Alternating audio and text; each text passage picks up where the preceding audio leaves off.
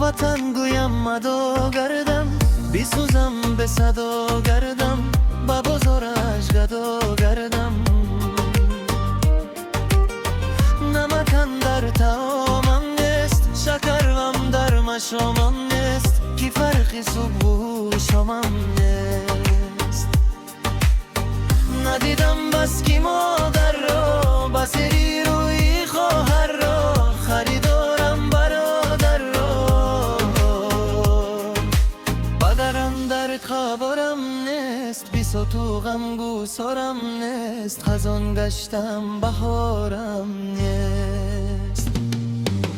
مسافر اشکی چشمت نرس، مسافر پریشان و خسته